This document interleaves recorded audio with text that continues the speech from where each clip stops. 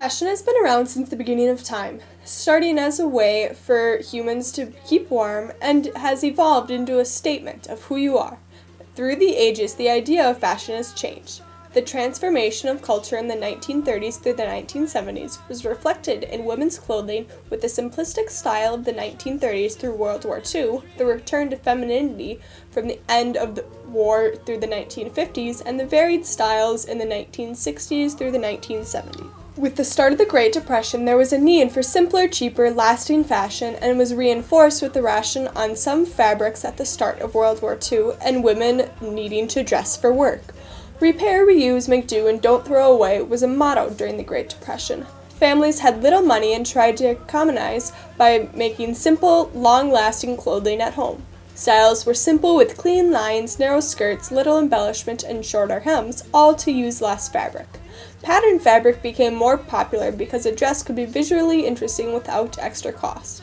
Coco Chanel became a popular fashion designer during this time because she stressed the practicality of women's clothing. Because World War II rations were on silk and nylon, man-made fabrics such as rayon were used to make clothing.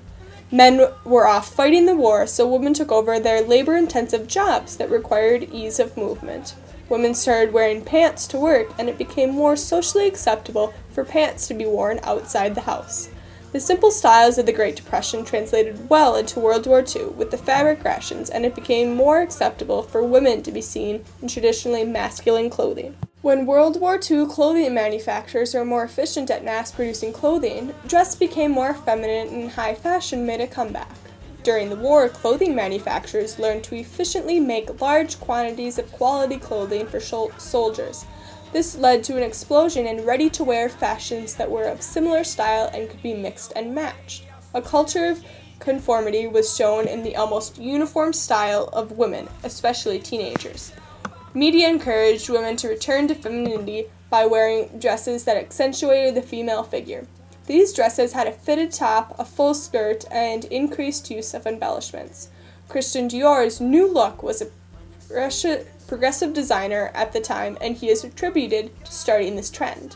Because the war had ended and it was now socially acceptable for high fashion to make a comeback. The number of fashion shows increased, and there was a discrepancy between the quality and type of clothing different classes of women wore. The lower and middle class were wearing ready-to-wear, and the upper class could afford to buy couture clothing again. Mass-produced feminine clothing was put into competition with high-fashion clothing from the end of the war through the 1950s. The 1960s through the 1970s, fashion was made up of the clashing cultures, including the feminist movement, masculine style, and hippie clothing colliding with the silent majority's reserved, simplistic style. Feminists in the 1960s were trying to be seen as equal to men and tried to convey that with their loose-fitting jeans, t-shirts, darker colors, all to look not feminine. Counterculturists, or hippies, wore bell-bottoms, loose-fitting or tight clothing, and bright colors to show how little they cared for society and to express their freedom. These clothing styles were mainly worn by younger women because older women made up the silent majority, which maintained the traditional ideals of clothing. These women were seen in narrower skirts and a matching jacket. They looked to the ideals of the 1950s for fashion inspiration. They also looked to Jacqueline Kennedy, or Jackie O, who was seen as fashionable and proper, even though she wore some of the radical clothing, like pants. During the 1960s through 70s, someone only needed to look at a person's clothing to see their views of the era. Clothing has always been a reflection of culture. The Great Depression showed frugal and simple styles, while World War II brought about war rationing and allowed women to dress for factory work. During the 1950s, women were encouraged to return to femininity, and they did this by wearing either ready-to-wear or high fashion. The clashing cultures of the 1960s were shown with the feminist movement, hippies, and the silent majority's clothing. Clothing has constantly evolved to match culture, as seen in the 2014 with hipster fashion, and will continue to change.